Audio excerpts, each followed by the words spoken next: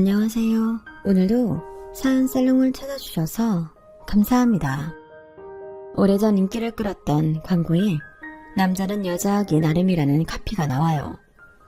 당시 무명이었던 모 여배우는 이 광고 하나로 일약 스타덤에 올랐고 오랜 시간 정상의 자리를 지킬 수가 있었어요. 수십 년이 지난 광고 얘기를 갑자기 왜 하는지 궁금하시죠? 그건 바로 제가 오늘 보내려는 사연이 이 광고 카피를 그대로 닮았기 때문이에요. 저는 23살 나이에 11살 차이가 나는 남자랑 결혼을 했어요. 20대 초반 여자가 30대 중반 남자를 만나 결혼을 한다고 하니까 다들 남자가 돈이 많은가 보다 생각했지만 실상은 그렇지 않았어요. 남편은 그저 평범한 회사원이었거든요. 게다가 연로하신 부모님의 동생들까지 있어서 얼마 안 되는 월급으로 부모님 생활비에 동생들 학비까지 지원하다 보니 결혼할 당시 남편 수중에는 단돈 100만 원도 없었어요. 살고 있던 500에 30살이 월세 원룸이 남편이 가진 전 재산이었죠. 30이 넘은 박봉 월급쟁이에 가진 돈도 없고 딸린 식구들은 많고 누가 봐도 결혼 상대로는 낙제점에 가까운 사람이었어요. 그런데도 제가 이 남자랑 결혼을 결심했던 건 천성이 착하고 부지런한 데다 제 부모보다 저를 더 아껴주기 때문이에요. 결혼 생활을 해보신 분들은 아실 거예요. 살아보면 돈보다는 나를 아껴주는 배우자가 최고라는 걸요. 지금은 이렇게 말을 하지만 사실 저도 신혼 초에는 돈 때문에 마음고생을 참 많이 했어요. 돈이 인생의 전부는 아니지만 그래도 인생을 살아가는데 돈처럼 필요한 것도 없으니까요. 돈 때문에 내 남편이 사람들한테 무시당하는 걸 목격했을 때는 정말이지 참기 힘들 정도로 분노가 치밀더라고요. 그래서 남편 몰래 일을 시작했고 덕분에 지금은 내 남편 길을 살려줄 정도는 재력을 쌓았답니다. 그럼 지금부터 가난한 11살 연상의 남자를 만나 남편을 성공시키기까지 벌어진 현대판 평강공주 스토리를 전해드릴게요. 저희 부모님은 전문직 종사자로 꽤 재력을 가진 분들이세요. 그렇다고 재벌까지는 아니지만 그래도 자식들한테 금전적인 지원은 충분히 해주셨을 정도로 능력이 있는 분들이었어요. 저는 그런 부모님 덕분에 10살 무렵부터 해외에서 유학생활을 할 수 있었어요. 오빠 역시 저와 마찬가지였고요. 어린 나이에 부모 곁을 떠나 호주에서 생활을 했던 우리 남매는 그런 환경 탓이었는지 부모님에 대한 정은 그다지 느끼지 못하고 자랐어요. 그렇다고 남매 간의 우애가 끈끈했던 것도 아니었고요. 오빠는 오빠대로 학교 생활에 적응하느라 고생을 했고 저 역시도 마찬가지였거든요. 그래도 오빠는 나름 적응을 잘 해나갔지만 안타깝게도 저는 그러지 못했어요. 해외에 나가면 한국 사람 피하라는 말이 있잖아요. 물론 그게 꼭 맞는 말은 아니지만 저한테는 맞는 말이었어요. 학교에서 저를 괴롭힌 건 현지 아이들이 아니라 저와 같은 한국 유학생들이었거든요. 하필 저희 학년엔 한국 여자아이가 저를 포함해 딱 3명이었는데 그중 2이 편을 먹고 저를 괴롭힌 거예요. 2명은 저보다 일찍 유학생활을 시작해서 영어도 잘하고 현지 아이들과 이미 많이 친해진 상태였어요. 그래서 저는 제가 영어를 잘 못해서 놀리는 건가 했는데 나중에 알고 보니 그게 아니었더라고요. 원인은 바로 제가 입고 다니는 옷과 가방 때문이었어요. 사실 저는 브랜드에 대해 잘 알지 못했기 때문에 엄마가 사주시는 옷과 가방을 쓰곤 했는데 그게 학생들이 들고 다니기에 가격대가 나가는 고가의 물건이었던가 봐요. 그게 부러웠던 2 친구는 부러운 마음을 감추려 오히려 저를 괴롭힌 거였죠. 제가 하지도 않은 말을 소문내고 제 앞에서 서로 기숙말을 하고 비웃고 심지어는 자기들이 마시던 음료수를 제게 던지기도 했어요. 정말 야근 건 사람들 앞에서 대놓고 그런 게 아니라 사람들 눈에 안 띄는 곳에서만 그런 짓을 했다는 거예요. 그러니 학교 선생님이나 다른 어른들이 보기에는 제가 오히려 2 아이한테 신경질적으로 굴고 말을 함부로 하는 것처럼 보였던 거죠. 정말 억울하고 답답했지만 옆에서 누구 하나 저를 도와주는 사람은 없었어요. 용기를 내서 오빠한테 말을 해보았지만 오빠도 자기 코가 석자인지라 저까지 도와줄 여력은 없었어요. 그러니 어쩌겠어요? 툭 하면 한국에 있는 부모님께 전화해 저 좀 한국으로 데려가 달라고 울고불고 통사정을 할 밖에요. 그럴 때마다 엄마는 오히려 저를 나무라셨어요. 너는 누굴 닮아서 그렇게 의지박약이니? 네가 하겠다는 의지가 있어야 돈 들여가며 유학 보낸 보람이 있는 거야.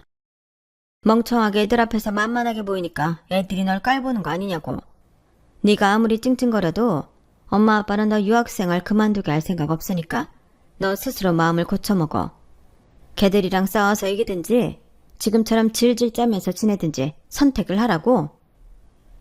사자는 자식을 강하게 키우기 위해서 절벽에서 떠민다고 하잖아요. 저희 엄마도 그런 심정으로 저를 강하게 몰아붙였을 거예요. 하지만 절벽에서 떨어진 사자가 모두 안전하게 땅에 착지하는 건 아니듯이 엄마의 교육 방식은 제게 맞지 않았어요. 저는 저를 괴롭히는 친구들과 맞서 싸우기보다는 숨어버리는 걸 택했거든요. 7년간의 유학생활 동안 저는 유령처럼 지내는 법을 터득했고 누구의 눈에도 띄지 않게 있는 듯 없는 듯 살아갔어요. 그러자 친구들의 괴롭힘도 조금씩 잦아들더라고요. 상대가 반응을 안 하니 자기들도 괴롭히는 재미가 없어진 거였죠.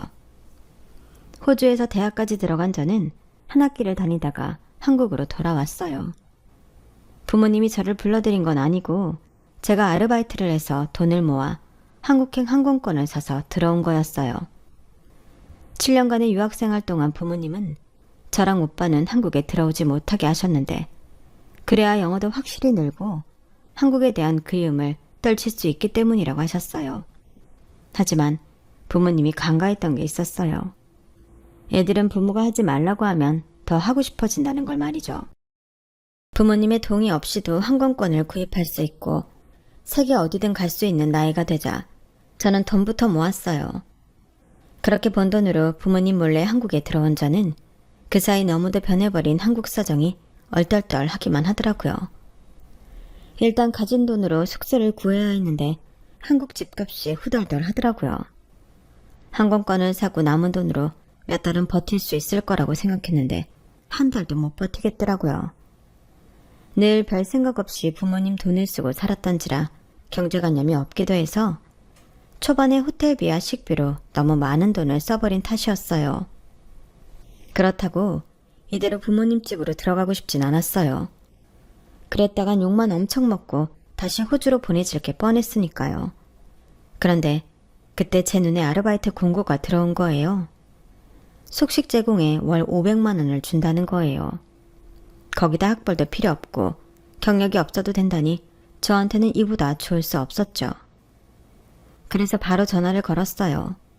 그랬더니 전화상으로 설명하기는 그렇고 직접 만나서 자세히 설명해 준다고 하더라고요. 그래서 약속 장소인 커피 전문점으로 갔는데 젊은 남자가 나와 있더라고요. 남자는 저를 보자마자 외모부터 살피는 것 같았어요. 그런데 그 눈빛이 뭐랄까 좀 더럽게 느껴졌어요.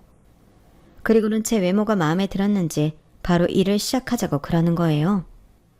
제가 어떤 사람인지 어떤 능력을 가졌는지는 중요하지 않은 것처럼 보이더라고요. 그게 내심 마음에 걸렸는데 그때 마침 남자의 핸드폰이 울렸고 남자는 잠깐 통화를 하고 오겠다며 밖으로 나갔어요.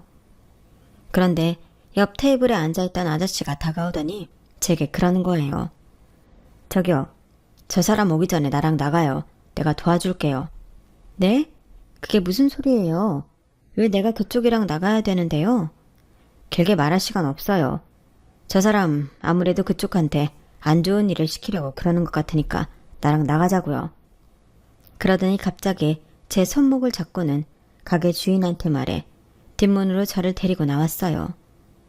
한참을 제 손목을 잡고 어디론가 걸어가던 아저씨는 제 손목을 놓더니 그러더군요. 대학생이에요? 네. 아니, 대학생이나 되는 사람이 사기꾼을 구분 못해요? 저런 사람 말만 믿고 따라갔다간 돈을 벌기는커녕 몸 버리고 신용불량자 되기 십상이라고요. 그걸 아저씨가 어떻게 알아요?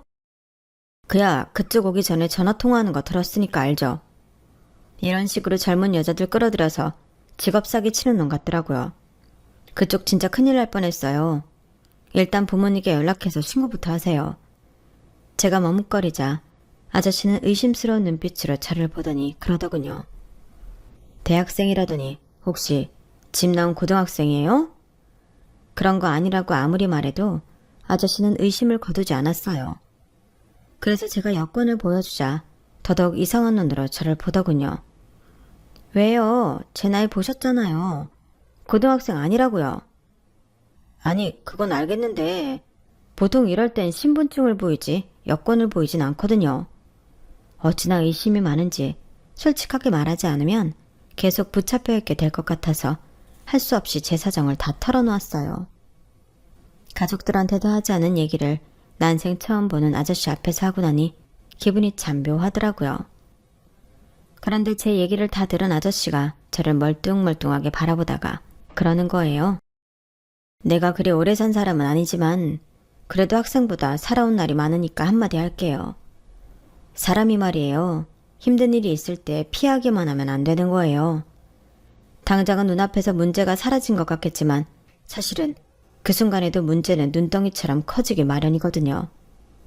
학생이 말도 없이 한국에 들어와서 이러고 다니는 사이에 그쪽 부모님은 얼마나 애가 타기시겠어요. 어쩌면 경찰에 실종신고를 냈을지도 몰라요. 한국에서나 그러면 다행이게요. 호주 경찰까지 나서게 되면 이거 일이 정말 커지는 거라고요. 그런데도 집에 연락 않고 이러고 다닐 거예요? 아저씨 말이 하나도 틀린 게 없었기 때문에 저는 아무 말도 할 수가 없었어요. 한국에 돌아온 이후 내내 제 자신을 누르던 무거운 돌의 정체가 바로 아저씨가 말한 현 상황이었으니까요. 그러지 말고 부모님께 연락해요. 죽이 되든 밥이 되든 맞서서 해볼 건 해보고 그래도 안 되면 그땐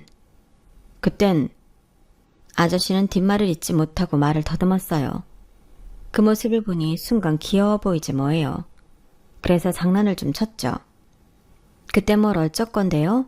아저씨가 뭐 어떻게 해줄 거예요? 그러자 아저씨는 낮은 한숨을 쉬더니 그러더라고요. 그땐 내가 도와줄게요. 순간 그 말에 심장이 철렁 내려앉는 기분이 들었어요. 지금까지 부모님을 비롯해 오빠나 주변 사람 누구도 나를 도와주겠다고 나선 사람이 없었는데 처음 본 아저씨가 선뜻 도와주겠다고 하니까 기분이 이상하더라고요. 그동안 싸늘하게 식어있던 가슴이 왠지 따뜻하게 온기가 번지는 기분이었어요. 그러자 나도 모르게 눈에 눈물이 고이기 시작하더라고요. 순식간에 눈에 눈물이 그렁그렁하게 고이자 저보다 아저씨가 더 놀라는 눈치였어요. 아저씨는 겁을 줄 생각은 없었다면서 사과까지 하더군요. 결국 저는 그날 난생 처음 본 아저씨 옆에서 어걱거리며 대성통곡을 했어요. 지나가는 사람들이 저와 아저씨를 이상한 눈으로 쳐다보는데도 아랑곳 않고 말이죠. 그런데도 아저씨는 제 곁을 떠나지 않고 사람들의 싸늘한 눈초리를 온몸으로 받고 있었어요. 한참 울고 난 저는 아저씨한테 고맙다고 말하고는 전화번호를 물었어요. 왜 그랬는지 모르겠지만 이상하게 이 아저씨를 놓치면 안 되겠다는 생각이 들었던 것 같아요.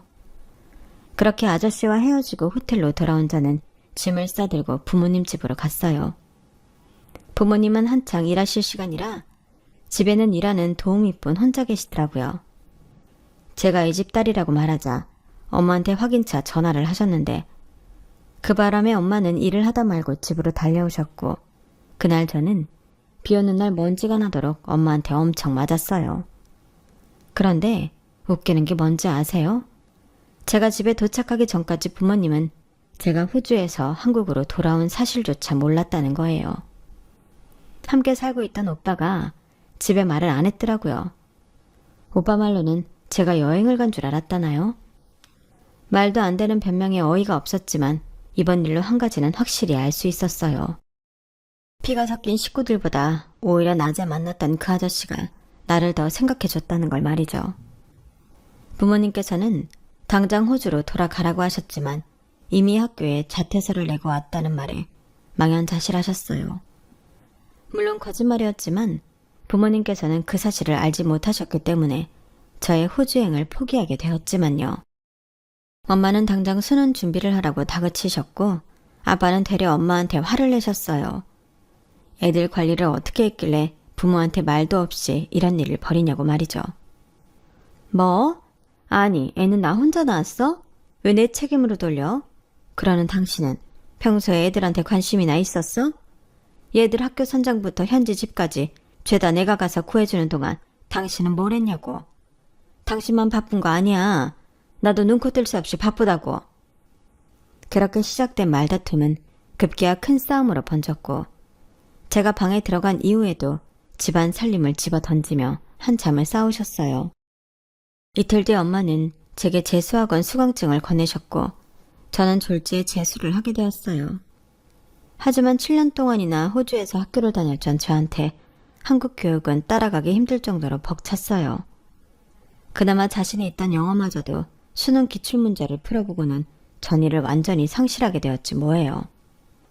도대체 한국 학생들은 이런 문제를 어떻게 그 짧은 시간에 풀어내는 건지 믿어지지가 않을 정도였어요. 저뿐만 아니라 영어권 나라에서 태어난 사람한테 수능 문제를 보여줘도 저랑 비슷한 반응일 거예요. 이런 문제를 푸는 게 영어를 잘하는 거랑 무슨 관련이 있을까 싶었으니까요. 상황이 이렇다 보니 재수학원에서도 혼자 겉돌게 되었고, 이래서야 내 시간만 축내는 거나 다름없다는 생각이 들었어요. 호주에 있으나 한국에 있으나 내 인생이 의미 없이 흘러가는 건 똑같다는 생각이 들더라고요. 그런데 그 순간 딱 한 사람 목소리가 떠오르는 거예요. 나를 도와주겠다던 아저씨 목소리가요. 그래서 무작정 아저씨한테 전화를 했어요. 거의 한 달 만에 전화기 너머로 아저씨 목소리를 들으니까 그제야 좀 살 것 같다는 생각이 들더라고요. 사실 아저씨 목소리가 그렇게 좋거나 하지도 않은데 말이죠. 역시나 아저씨는 이번에도 제게 그것부터 물었어요. 안 그래도 걱정하고 있었는데 집에 잘 들어갔다니 다행이네요. 부모님한테 많이 혼났죠. 실은 내가 연락을 해볼까 했었는데 괜히 연락했다가 그쪽이 곤란해지지 않을까 해서 참았어요. 그래도 이렇게 목소리 들으니까 마음이 좀 놓이네요.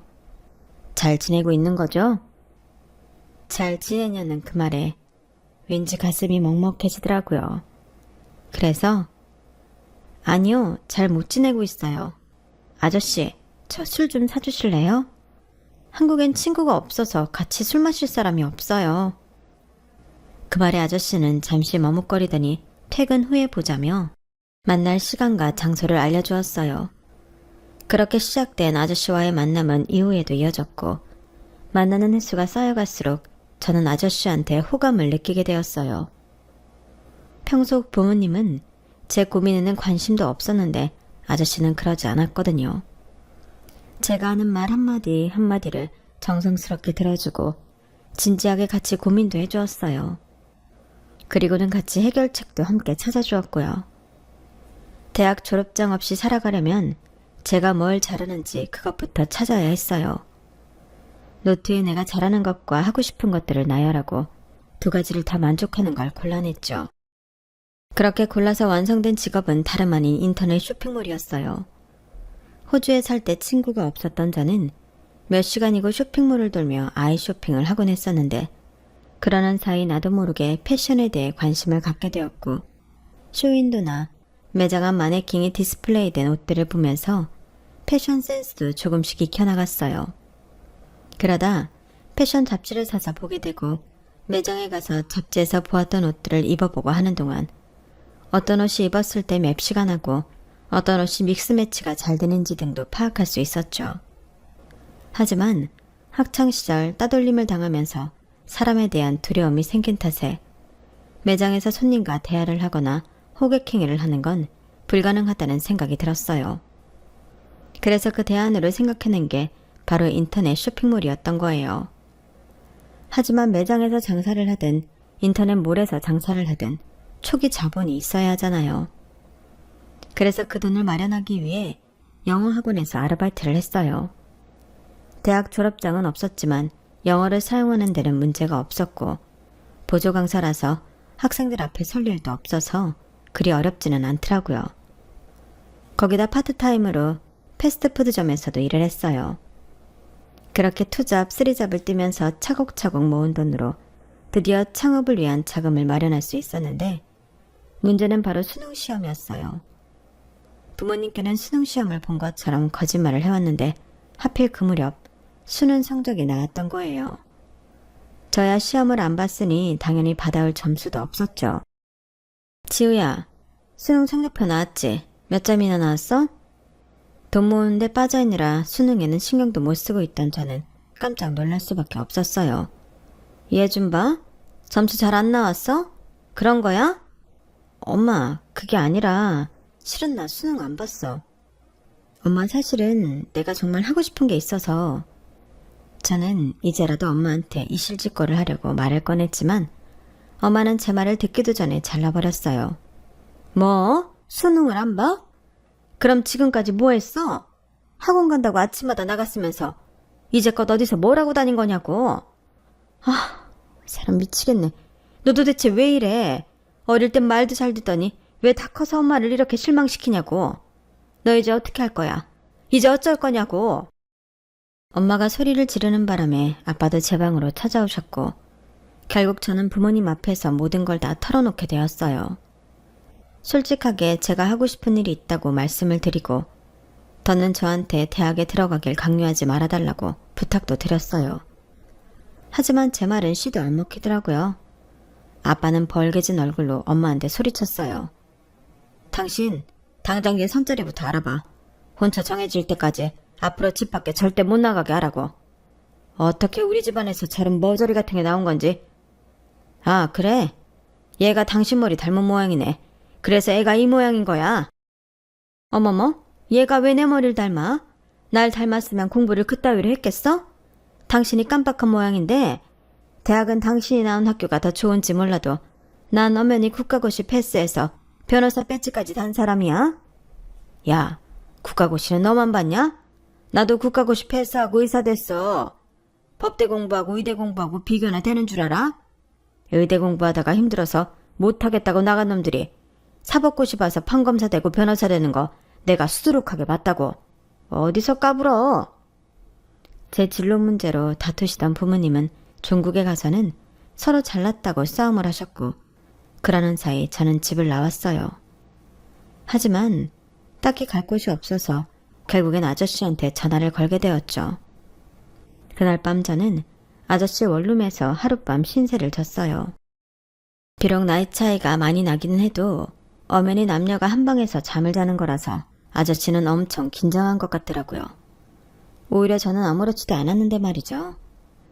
제가 아저씨 침대에서 자는 바람에 아저씨는 바닥에서 쪽잠을 잤는데 제가 눈을 떠보니 언제 일어났는지 집에는 저 혼자뿐이더라고요. 탁자 위에 놓인 쪽지를 보니 아저씨는 일찍 출근을 하신 모양이었어요. 괜히 나 때문에 잠도 제대로 못 자고 출근을 한 게 마음에 걸리더라고요.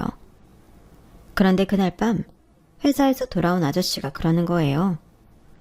친구 녀석이 목공소를 하는데 거기 창고가 빈다나 봐. 공간도 협소하고 별다른 시설이 없어서 세를 주기는 그렇고 그냥 쓰라고 그러네. 아무리 인터넷으로 물건을 판다지만 그래도 물건 쌓아둘 사무실은 필요할 거 아니야. 사무실 구할 돈으로 차라리 너 지낼 원룸이라도 구하고 사무실은 내 친구네 창고 써. 그러면 지낼 곳도 해결되고 낫지 않겠어? 네가 여기 있는 게 싫어서 그런 게 아니라 아무리 그래도 성인 남녀가 한 방에서 지내는 건 좀 그렇잖니. 너희 부모님이 아시면 얼마나 걱정하시겠어? 내가 내일 반찬 낼 테니까 창고에 같이 가보자. 이번에도 아저씨는 어떻게든 제가 꿈을 이루도록 나름대로 자기 서포트를 해주었어요. 창고에 가보니 좁기는 해도 교통도 편하고 물건을 쌓아두는 데는 문제가 없겠더라고요. 하지만 선뜻 원룸을 구하기는 좀 그랬어요. 창업을 해도 바로 수입이 생기는 게 아닐 테니까 최대한 비상금을 챙겨두고 싶었거든요. 그래서 원룸 대신 창고 근처 고시텔을 구해서 들어갔어요. 어차피 잠만 잘 용도라서 저한테는 오히려 낫더라고요. 혼자 살면 치안도 걱정되고 또 보증금에 월세, 공과금까지 따박따박 들어가야 해서 그 돈이 너무 아까웠는데 잘 됐다 싶더라고요. 그렇게 준비를 해두고는 부모님이 안 계시는 낮 시간을 이용해 집에서 제 짐을 빼왔어요. 짐이라고 해봐야 노트북과 옷가지 몇 개뿐이었지만요. 그렇게 창고에서 시작한 인터넷 쇼핑몰 사업은 예상대로 처음부터 수익이 나진 않았어요. 그래도 한동안 전에 나가던 영어학원에서 일을 병행해야 했죠. 수익 없이 시간만 흐르자 속에서는 미친년이 널뛰게 하듯 하루에도 수십 번씩 장사를 엎어말어 고민을 했지만 아저씨 앞에서는 그런 내색을 하지 않았어요. 제가 초조해하는 모습을 보이면 아저씨가 더 걱정할 것 같았거든요. 아, 어떡하냐? 이렇게 주문량이 적어서야. 아저씨, 걱정하지 마. 난 스티브 잡스처럼 보란듯이 성공할 거니까. 스티브 잡스도 처음엔 나처럼 요만한 차고에서 시작했대. 그런데 지금은 온 세상 사람들이 다 아는 브랜드를 키웠잖아. 뭐든 처음 시작할 땐 시련이 따르는 거야. 그래야 성공했을 때 쾌감이 더 크지. 나는 아무렇지도 않은데 왜 아저씨가 더 걱정을 해? 아무 걱정하지 마. 난 아직 젊잖아. 이번에 망하면 돈 더 벌어서 다음에 성공해도 되니까. 말은 그렇게 했지만 사실 저도 똥줄이 타는 건 마찬가지였어요. 거기다 엄마는 수시로 전화해서는 손자리 잡혔으니 집으로 들어오라고 난리를 치셔서 제 속이 아니었어요. 그렇게 3개월쯤 지났을까요? 홈페이지에 올려놓은 옷들 중 몇 가지가 대박을 친 덕분에 수익이 갑자기 수직 상승을 하게 된 거예요. 알고 보니 드라마에서 어떤 여배우가 저희 제품과 비슷한 옷을 입고 나온 모양인데 그 덕분에 저희 상품이 덩달아 판매수가 늘게 된 거더라고요. 거기에 착안해서 유명 드라마에 나온 옷들과 비슷한 디자인으로 제품을 만들어 올렸더니 이후에도 주문이 밀려 들어왔어요. 그런 식으로 몇 번의 대박을 치는 사이 어느 정도 고정 손님이 생겼고 슬슬 제품의 질에 신경을 쓰기 시작했어요. 어린 친구들은 디자인과 가격에 중점을 둔 쇼핑을 하는 반면 직장에 다니는 여성들은 사무실에 입고 나가야 하기 때문에 옷의 질을 무시할 수 없거든요. 가격을 조금 높게 책정하더라도 입을 만한 옷을 제대로 만들자 생각했던 건데 그게 제대로 먹혔어요. 속에 받쳐 입을 속티나 레깅스는 저렴한 제품도 판매하지만 적어도 슬랙스랑 스커트, 블라우스나 자켓류는 브랜드 제품만큼의 퀄리티를 뽑으려고 했고 어느 옷과도 믹스매치가 되도록 신경을 썼더니 바로 반응이 오더라고요. 주문이 나날이 늘어서 학원 일도 그만두고 창고에서 나와 평수가 꽤 되는 오피스텔로 옮겼어요. 가방과 구두, 그 밖에 액세서리 제품까지 추가하면서부터는 아르바이트생도 고용하기 시작했고요. 그렇게 3년 가까이 지나는 동안 쇼핑몰은 완전히 자리를 잡았고 대기업 간부급 연봉의 2배 정도는 벌게 되었어요. 그렇게 수입이 안정이 되고 나니까 슬슬 결혼 생각을 하게 되더라고요. 제 나이를 생각하면 아직 급할 일은 아니었지만 아무래도 아저씨 때문에 마음이 조급해졌거든요. 우리는 쇼핑몰을 시작하고 1년쯤 지나서부터 교제를 시작했는데 왠지 아저씨는 언제고 저를 놔주겠다는 생각을 가지고 저를 만나는 것 같았어요. 나이 차이가 있다 보니 자신이 제 발목을 잡지 말아야겠다고 결심한 건지 연인 사이라면 흔히 하는 스킨십도 꺼려하는 눈치였어요. 그래서 하루 나를 잡아 솔직하게 말을 했어요. 자기, 나랑 사귀는 거 맞아? 가만 보면 나만 좋아 죽는 것 같아. 혹시나 해서 하는 말인데 내가 딴 남자 생기면 놔줄 거야? 혹시나 하는 마음에서 해본 말이었는데 글쎄 아저씨가 그 말에 고민을 하지 뭐예요. 그러더니 내가 봐서 정말 괜찮은 사람이면 놔줘야지. 뭐? 아 진짜 어이없네. 무슨 남자가 이렇게 용기가 없어. 잘 들어. 난 자기한테 아무리 멋진 여자가 생겨도 절대 안 놔줄 거야. 내가 바지가랑이 꽉 붙들고 끝까지 내 옆에 붙잡아 둘 거라고. 그러니까 나한테서 도망칠 생각일랑 꿈에도 하지 마. 그리고 나 자기랑 올해 가을에 결혼할 거야. 안 된다는 말은 사양이야. 11살이나 어린 여자 2년이나 데리고 놀았으면 책임질 생각을 해야지. 어디서 딴 놈한테 보낼 생각을 해? 괘씸해서라도 난 결혼해야겠으니까 그렇게 알아. 제 말에 아저씨는 벙찐 표정이 되었지만 그래도 싫다는 말은 안 하더라고요. 그렇게 우리는 제멋대로 결혼 날짜까지 정했고 양가 부모님께는 결혼 허락이 아닌 통보를 했어요. 청첩장까지 다 찍어서 말이죠. 그 바람에 엄마는 뒷목을 잡으셨고 아빠는 평소처럼 엄마 탓을 하셨어요. 아빠, 언제까지 엄마 탓을 할 거야? 나 엄마 혼자 만든 자식이야? 아니잖아. 가장이 됐으면 가족을 책임질 생각해야지. 왜 매번 힘들고 불편한 일은 엄마한테 미루고 쏙 빠지려 그래? 내가 남편감을 고를 때 가장 중점을 두고 생각한 게 뭔지 알아? 아빠랑 완전히 반대인 남자. 그게 내 조건이었어. 나는 아빠 같은 남자 만나서 엄마처럼 살기 싫었거든. 어릴 땐 내 인생을 자기 마음대로 조종하는 엄마가 미웠는데 이제와 생각해보니까 엄마가 제일 불쌍한 것 같아. 아빠 같은 남자 만나서 모든 일을 다 떠안고 살았으니까. 내 결혼이 마음에 안 들면 결혼식장에 안 와도 돼. 대신 나는 그날로 아빠 딸 그만할 거야.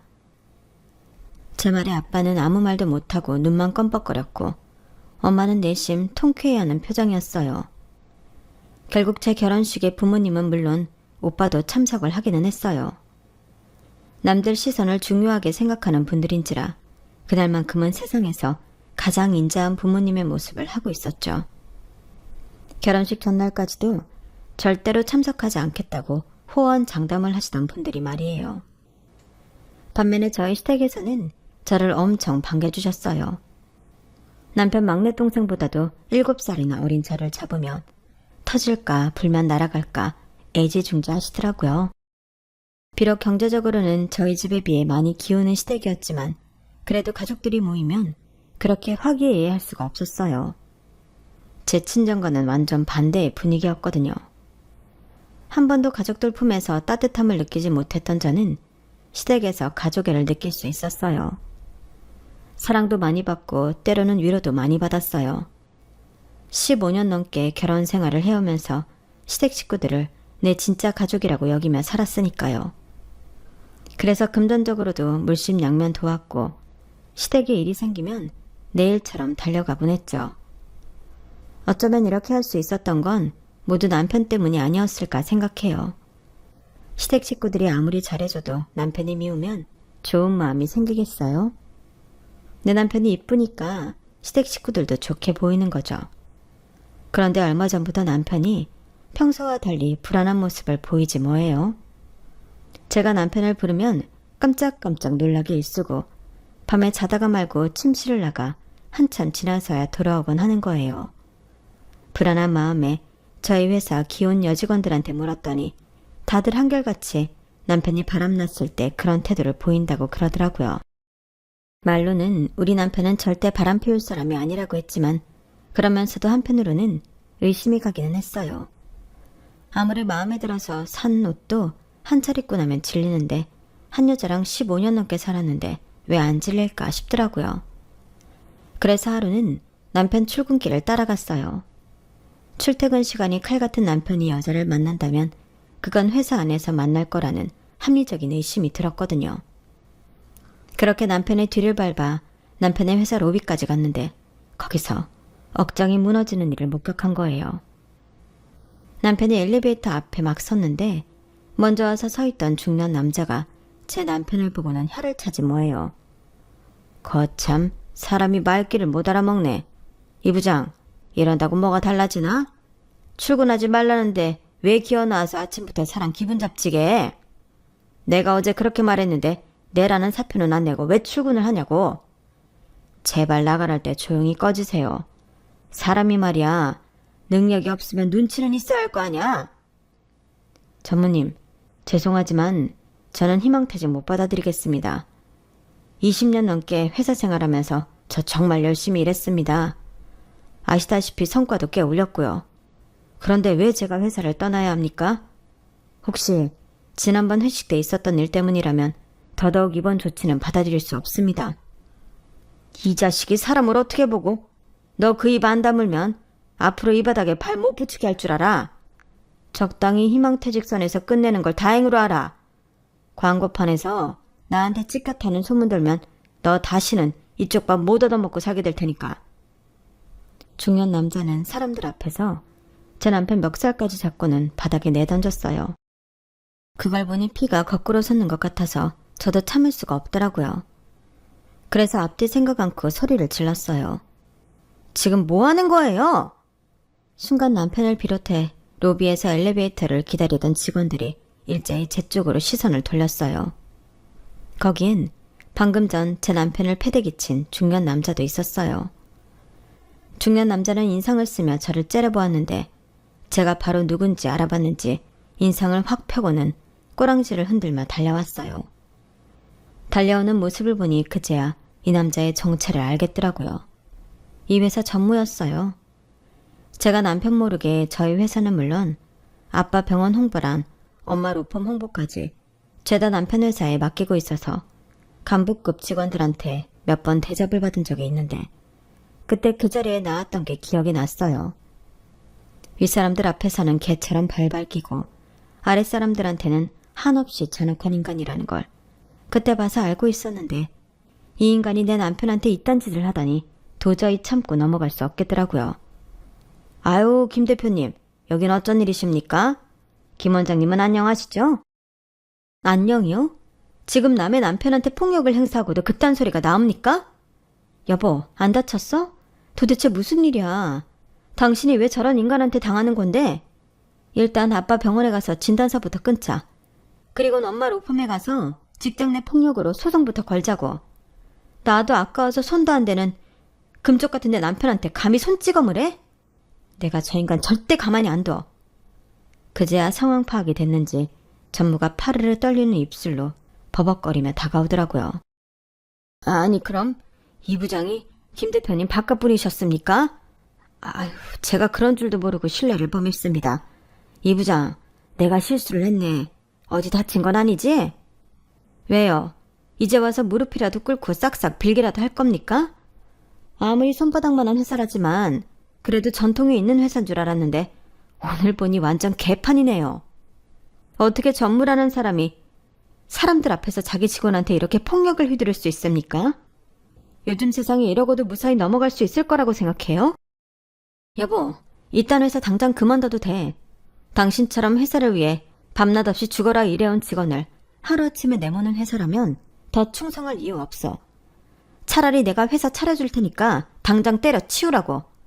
그리고 당신 단단히 각오해야 할 거야.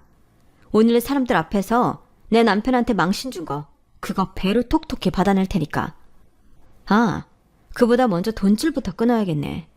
그동안 나랑 거래했던 일들 오늘부로 다 끊을 테니까 그런 줄 알아요. 내 회사 일은 물론 우리 아빠 병원, 우리 엄마 로펌, 거기다 내 부모님이 연결해준 병원들이랑 회사들까지 순차적으로 다 끊을 테니까 어디 한번 잘 살아보시라고요. 그 길로 저는 남편을 데리고 집으로 돌아왔어요. 솔직히 남편이 다니는 회사가 규모가 있는 회사는 아니었어요. 그래도 제 회사는 물론 부모님까지 동원해 일감을 몰아줬던 건 다 내 남편 때문이었는데 이런 꼴을 당하고 보니 더 이상 거기에 힘을 실어줄 필요가 없는 거잖아요. 제 남편을 때린 전무는 회사 대표의 동생으로 평소에도 자기 마음에 안 드는 직원들한테 폭력과 폭언을 일삼던 인간이라고 하더라고요. 제 남편이 전무한테 찍힌 건 회식 자리에서 전무의 폭언에 시달리는 여직원을 도와준 것 때문이라고 했어요. 그런 걸로 20년 넘게 근속해온 직원을 하루아침에 해고시키는 인간이나 그런 불합리한 처사를 그대로 진행하는 회사나 도저히 용서가 안 됐어요. 그래서 엄마 로펌에 연락해 바로 소송을 진행하게 되었죠. 거기다 앞서 말한 대로 광고도 죄다 끊어버렸고요. 그랬더니 회사 대표가 직접 집으로 찾아와 싹싹 빌더군요. 전무로 있던 자기 동생도 회사에서 내보냈으니 그만 화를 풀고 자기 좀 도와달라고요. 싫어요. 만약 제 남편한테 힘 있는 처가가 없었더라면 그런 더러운 꼴을 당하고도 억울하게 회사에서 잘렸을 거 아니에요. 지금까지 제 남편처럼 억울하게 그만둔 직원이 없을 거라는 보장도 없고요. 그래서 선처하기 싫어요. 그러니까 함부로 용서를 구걸하지 마시고 가서 회사 직원들이나 챙기세요. 오너 리스크로 지금쯤 꽤나 술렁이고 있을 테니까요. 저는 할 말을 다 하고는 대표를 내보냈어요. 그 일이 있고 몇 달이 지난 지금까지도 소송은 이어지고 있지만 엄마 말이 걱정 안 해도 될 거라고 그러시더라고요. 많은 사람들이 전무가 제 남편한테 폭력을 행사하는 걸 직접 목격한 데다 퇴사자 중에 비슷한 일을 당한 사람들이 증언까지 하기로 했기 때문이었죠. 소송과는 별개로 남편은 현재 창업을 준비 중에 있어요. 아빠가 이참에 남편한테 직접 광고회사를 차려보라고 하셨거든요. 창업에 필요한 비용은 아빠가 투자해 주시겠다고요. 사실 아빠가 이렇게까지 일을 도와주시는 데는 이유가 있어요. 가족끼리 대화도 없고 서로 얼굴만 마주쳐도 으르렁대던 우리 가족을 지금처럼 가깝게 만든 사람이 제 남편이거든요. 결혼 후 남편은 아내와 자식들한테 외면당하던 아빠를 찾아가 낚시도 같이 다니고 술친구도 해주면서 가족들과 어울릴 수 있게 다리를 놔주었어요. 게다가 세상 쌀쌀맞은 저희 엄마가 우리 사위, 우리 사이를 달고 살 정도로 살갑고 믿음직한 사위 노릇을 해왔고요. 그뿐인가요? 이기적인 저희 오빠까지 어떻게 구워 삶았는지 지금은 오빠도 저랑 통화도 자주 하고 가족끼리 여행도 다닐 정도라니까요. 이러니 장인장모 사랑을 독차지하는 건 당연한 일이죠. 오래전 광고에서는 남자는 여자하기 나름이라고 했지만 저희 경우는 그 반대예요. 모든 건 남자하기 나름인 셈이니까요. 사람의 마음을 다치게 하는 건 사람이지만 사람의 마음을 치유하는 건 역시 사람이라는 걸 저는 제 남편을 만나고 알게 됐어요. 그래서 저는 제 남편처럼 따뜻한 마음을 가진 사람들이 많아졌으면 좋겠어요. 그러면 세상이 지금보다 조금은 따뜻하게 느껴질 것 같거든요. 지금까지 제 사연을 들어주셔서 감사합니다. 따뜻한 분들이 여러분의 곁에도 있기를, 그래서 서로를 알아보길 바랍니다. 행복하세요. 여러분, 사연 댓글에 응원과 현명한 조언 부탁드려요. 좋아요와 구독은 저에게 큰 힘이 됩니다. 오늘도 좋은 일 가득하세요.